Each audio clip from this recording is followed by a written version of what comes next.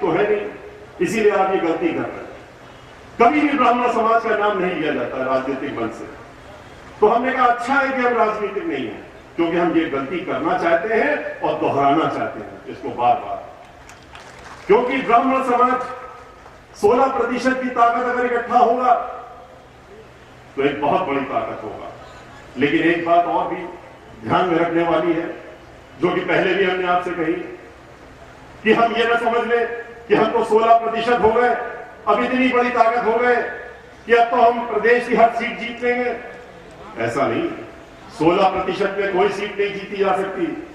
Seat जीतने के लिए आपको 30% के ऊपर चाहिए होता है, और वो कहां से आपको मिल सकता है? वो अकेले भाईचारा बना के दलित समाज के साथ में, जो कि 25% है आज सरकारी आंकड़े के हिसाब से, जहां आपने उनके साथ में भाईचारा बनाया, एकजुट हुए, एक साथ हुए, और जिस समाज के साथ में, जो बहुजन समाज पार्टी के साथ जुड़ा हुआ है, उसके साथ में पहले से ही बैकवर्ड समाज और अल्पसंख्यक समाज जुड़ा हुआ है, तो आप अकेले दो ही मिलाकर के 40% हो जाते हैं। अन्य को जोड़ देंगे तो बहुत बड़ी ताकत हो जाती है, और सारी सीटों में जीतने की ताकत आप रखते हैं। लेकिन जीतेंगे कब? जब आपको टिकट मिलेगा, जब आपको कोई राजनीतिक पार्टी चुनाव में लड़ाएगी, तभी तो आप जीतेंगे। सिर्फ ब्राह्मण ब्राह्मण कहने से काम नहीं चलता। आज सभी पार्टियां ब्राह्मण ब्राह्मण करने लगी हैं। खुशी है मुझे कि चलिए कम से कम ब्राह्मणों का नाम तो लेना शुरू किया। उनको तिरस्कार करने की जगह उनका नाम तो लेने लगे मन से, लेकिन उनकी असलियत भी जानिए।